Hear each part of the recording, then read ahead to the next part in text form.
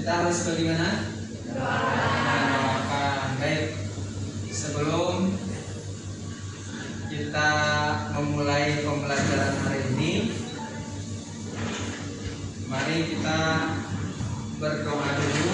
Silakan dipimpin oleh KM. Silakan KM untuk memimpin doanya. Sebelum belajar, kita berdoa dulu. Berdoa, mulai.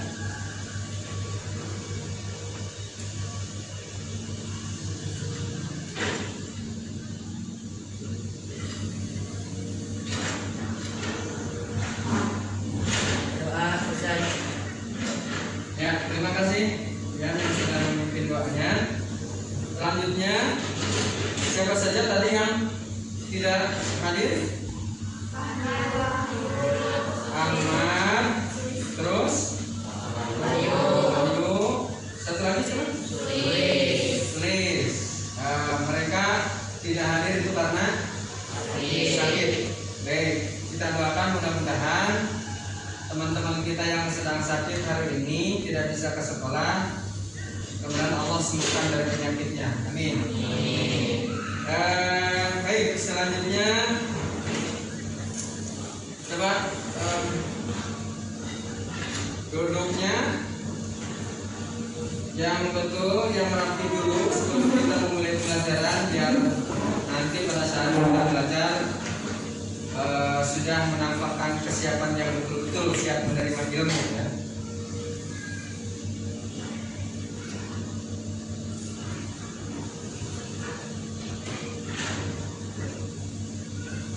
Kalau kalian tadi berangkat dari rumah ke sekolah itu mandi tidak? Mandi ya. Kenapa mandi? Supaya bersih. Kalau sudah bersih, apa yang kalian rasakan? Enak, seger gitu ya. Dan itulah. Jadi kenapa Bapak bertanya demikian? Karena ada kaitannya dengan materi yang akan kita pelajari hari ini ya. Jadi kalau bangun tidur terus mandi. Ya, coba kita nyanyikan bersama itu. 1, 2, 3. Bangun tidur, terus mandi. Terus tidak lupa menggosok gigi. Terus habis mandi tolong ibu membersihkan tempat tidurku. Ya, sudah itu dilakukan. Nah, kalau belum berarti kalian harus melakukannya setiap hari itu. Bangun tidur, mandi. Pada saat mandi gosok gigi. Setelah itu membersihkan tempat tidur. Karena apa? Membantu orang tua. Baik, sebelumnya Bapak minta dibagi kelompok ya. Dibagi kelompok. Ini jumlahnya karena kita pembelajarannya masih daring. Bukan daring ya, masih sudah mulai tatap muka, akan tetapi baru setengah tatap mukanya, belum 100%. Jadi masih ada sebagian kawan-kawan kita yang menunggu giliran kita keluar, baru mereka masuk. Jadi baru 50%. Kalau sekarang 50% dari jumlah kelas ini ada 32, berarti semuanya yang hadir di sini ada 16 harusnya. Di sini ada 13. Berarti 3 orang tadi yang tidak masuk. Baik. Sekarang kita coba dibentuk kelompok ya. Bentuk kelompok, hitung dari sini. Coba dengan menghitung angka dari sini. Kita akan bentuk kelompok menjadi 3. Jadi hitung sampai 3. Nanti setelah 3 kembali lagi ke angka 1 dan seterusnya. Yuk mulai. 1, 2, 3. 1, 1, 2, 3. 1, 2, 3, 1. Ya, Cung yang pegang angka 1. Yang pegang angka 1 berarti menjadi kelompok 1. Nah, silakan duduknya di sebelah sini. Duduknya di sebelah sini. Ya, silakan. Ayo sekarang yang kelompok 2, yang pegang angka 2, kalau duduknya di sebelah sini. Dan yang pegang angka 3 nanti duduknya di sebelah sini. Nah, silakan.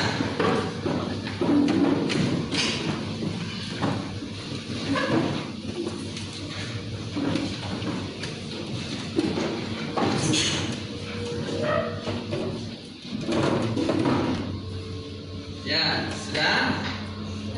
Nah, kalau sudah, sekarang sudah terbentuk kelompok. Masing-masing kelompok silakan Bapak tugaskan untuk mengamati gambar. Silakan buka buku paketnya. Di buku paket itu di halaman 32 ada gambar yang mesti kalian amati. Yang harus kalian amati gambarnya di situ, gambar apa, kemudian menjelaskan tentang apa, nanti kalian presentasikan di depan teman-teman kalian nanti ya. Dikasih waktu berapa menit maunya? 3 menit? Atau 4 menit? 2 menit saja, bagus. 2 menit ya. Kita kasih waktu 2 menit untuk mendiskusikan gambar yang ada pada buku paket itu. Silakan diskusi. Ayo, silakan diskusi. Gambar apa itu? gambar yang pertama ada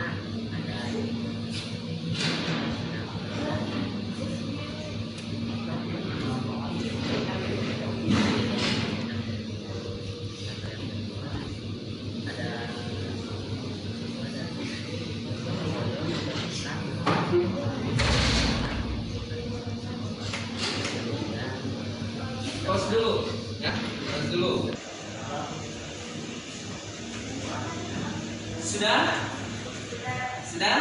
Baik, kalau sudah, sekarang dari kelompok Bapak minta kelompok 1 dulu mempresentasikan hasil diskusinya. Siapa? Tapi ke depan di sini biar kedengaran sama teman-teman kalian semuanya. Ya.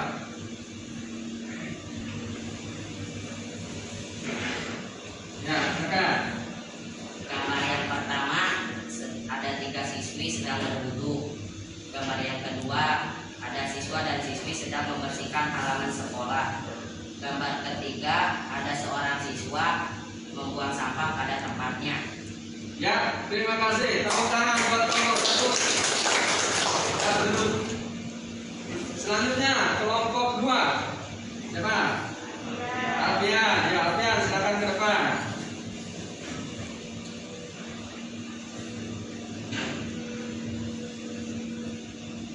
Gambar yang pertama ada siswi sedang berwudu, dan gambar kedua ada siswa sedang membersihkan lingkungan sekolah, dan gambar ketiga sedang membuang sampah pada tempatnya. Ya, sudah? Ya, Ya, tepuk tangan buat kelompok 2. Silakan sekarang kelompok 3 untuk menyampaikan presentasi tentang gambar yang ada di buku itu. Silakan.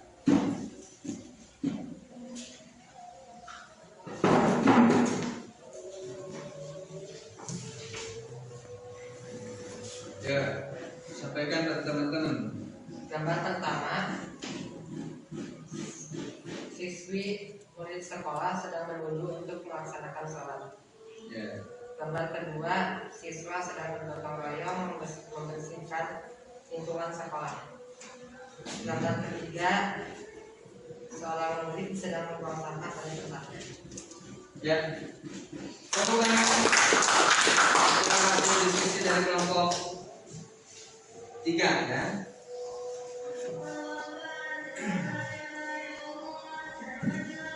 Baik, selanjutnya kalian tadi sedang mengamati gambar yang 3 yang ada di halaman 32. Sekarang coba amati lagi satu lagi gambar yang ada di halaman berikutnya. Itu silakan diamati gambar ke berikut ya. Di halaman berapa? 33. Silakan coba diamati gambar itu. Dikasih waktu 1 menit untuk memberikan penjelasan gambar itu.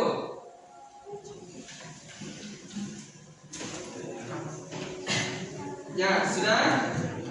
Cukup? Bisa dilihat gambarnya? Coba kelompok mana dulu yang mau menyampaikan pendapatnya tentang gambar itu? Silakan. Kelompok mana? Kelompok 2 dulu? Kelompok 1? Ya, kelompok 3. Silakan. Tidak, di situ saja. Siswa sedang membersihkan halaman sekolah. Siswa sedang membersihkan halaman sekolah. Kelompok lain? Kelompok 1 atau kelompok 2 yang belum? Ya, silakan. Ya. Siswa-siswi sedang membersihkan halaman sekolah dan bercocok tanam. Ya, sedang membersihkan halaman sekolah dan bercocok tanam. Kemudian kelompok 2-nya? Ayo, siapa yang menyampaikan? Siswa-siswi sekolah, siswa-siswi sedang mencabut rumput di Ya. halaman sekolah. Ya, semuanya bagus ya. Bisa memberikan pendapat dan penjelasannya dari gambar yang ada pada buku itu. Baik, hari ini setelah kalian mengamati gambar, ada kaitannya semuanya dengan materi yang akan kita bahas pagi ini terkait dengan masalah semua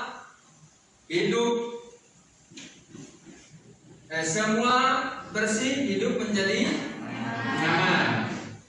Kalau bersih pasti nyaman. Itu kata kuncinya. Kalau hidup bersih pasti nyaman. Baik. Dari materi yang akan kita bahas ini,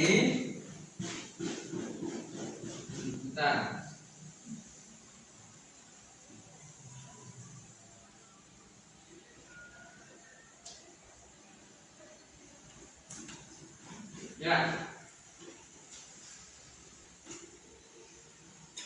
kompetensi yang diharapkan dari pembelajaran kali ini adalah diharapkan kalian bisa memahami ketentuan bersuci dari hadas kecil dan hadas besar. Nah, selanjutnya indikator pencapaian kompetensinya yang diharapkan setelah kalian belajar ini. Yang pertama, kalian bisa menyebutkan definisi tentang taharah. Kemudian najis dan hadas dengan benar. Lagi menyebutkan macam-macam. Nah, kemudian yang ketiga, nah, jadi setelah selesai belajar hari ini, kalian diharapkan bisa ini ya. Selanjutnya, sekarang kita berbicara tentang definisi. Definisi itu sama dengan arti. Arti dari toharah itu adalah suci dari najis dan hadas. Ada 2 komponen yang dibicarakan dari toharah itu. Kemudian najis itu apa artinya?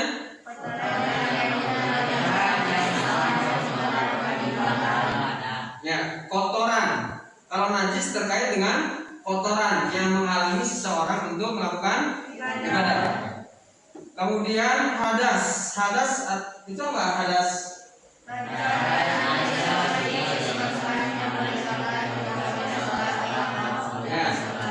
keadaan tidak suci diri seseorang yang menyebabkan tidak sholat, tidak boleh sholat, tawaf dan sebagainya.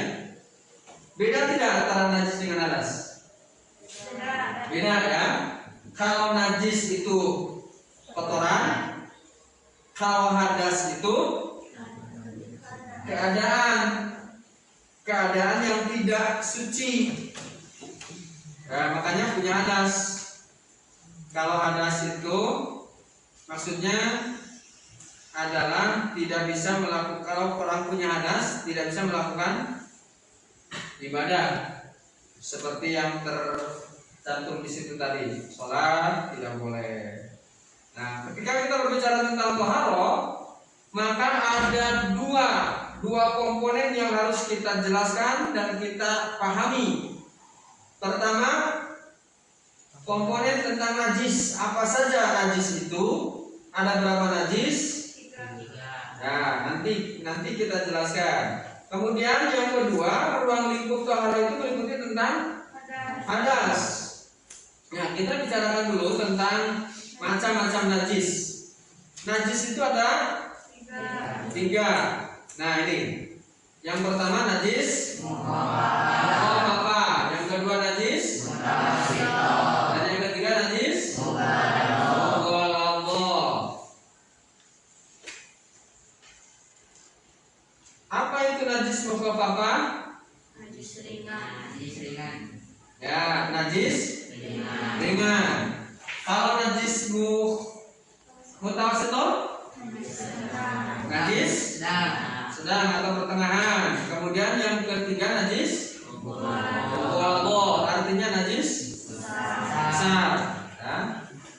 Nah, kemudian sebab-sebab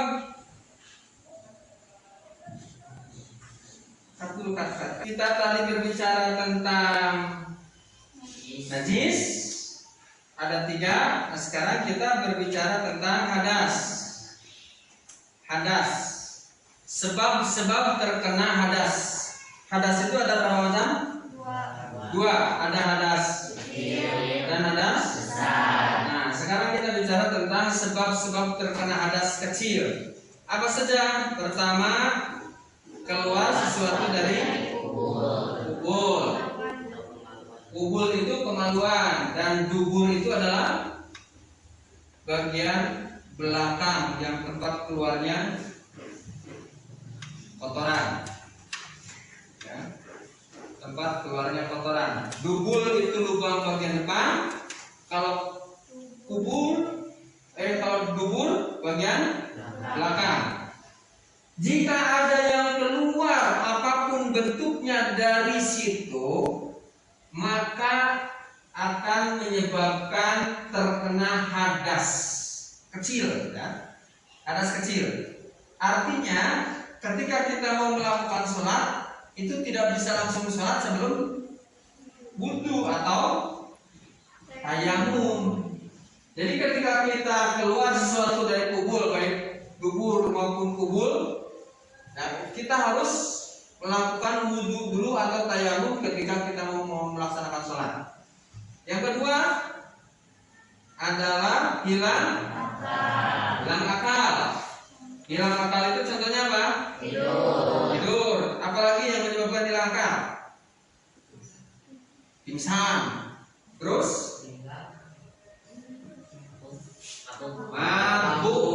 mabuk. Kayak mabuk cek sunat.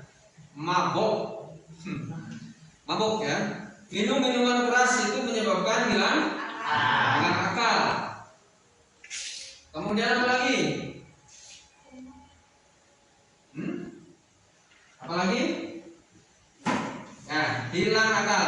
Tidur, orang yang sedang tidur hilang akalnya. Orang yang sedang mabuk pun hilang akalnya. Jadi jangan mabuk, karena itu menyebabkan hilang akal. Kalau hilang akal, orang tidak punya kewajiban apapun. Seperti orang gila itu hilang akalnya, maka tidak punya kewajiban apapun.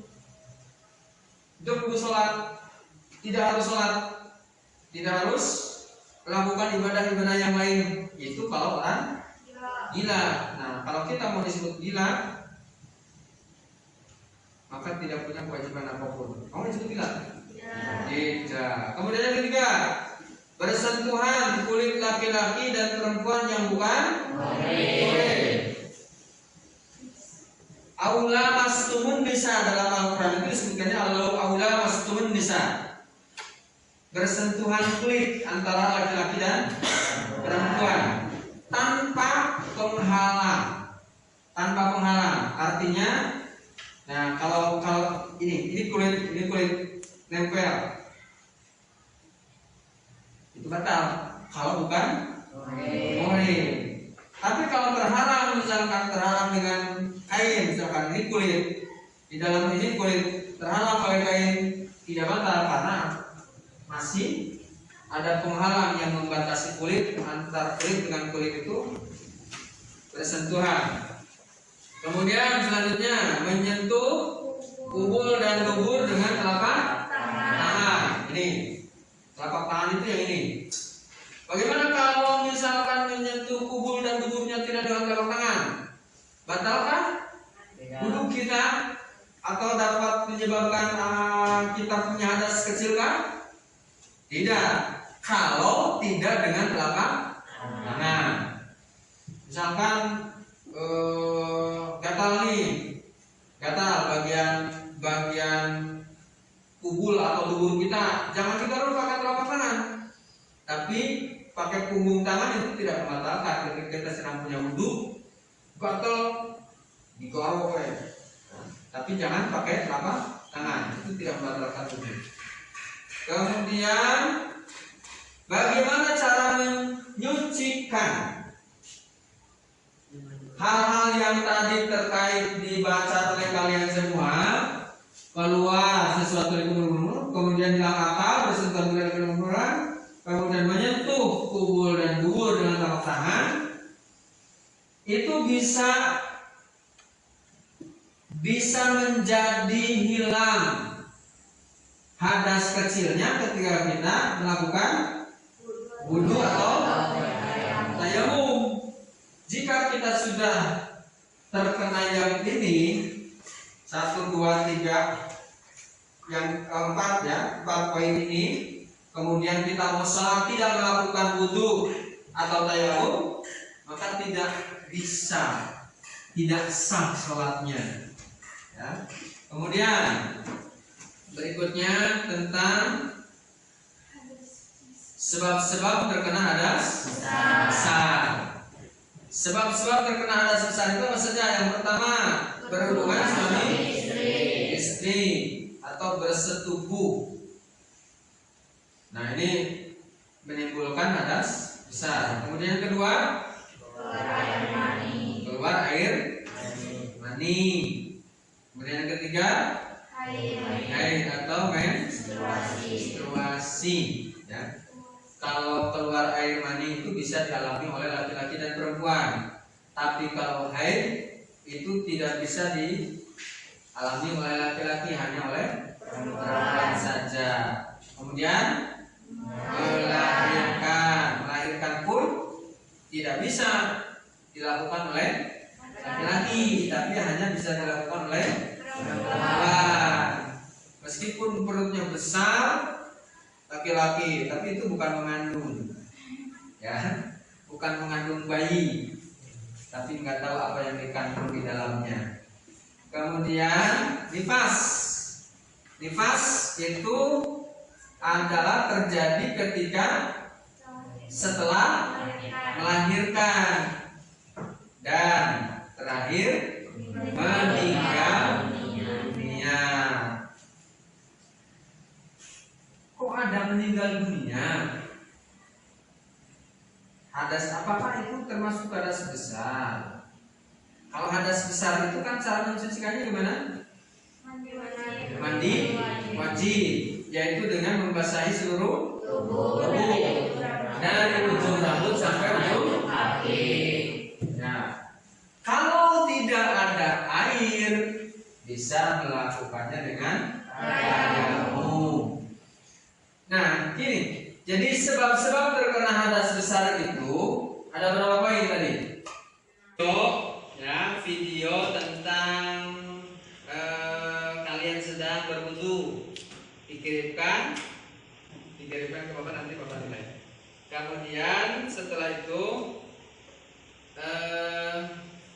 menurut kalian pembelajaran hari ini bagaimana? Menyenangkan? Menyenangkan, alhamdulillah.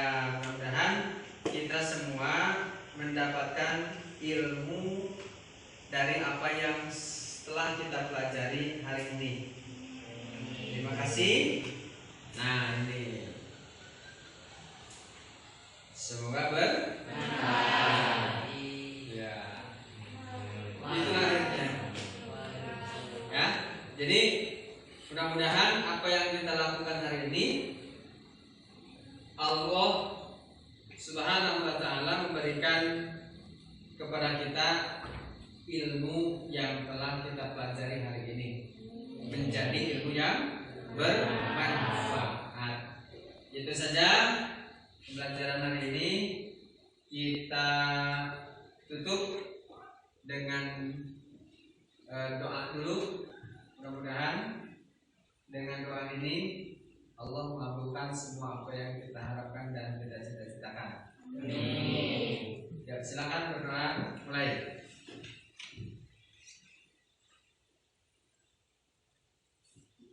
Selesai. Dan itu saja kita akhiri ya dengan ucapan hamdalah. Assalamualaikum warahmatullahi wabarakatuh.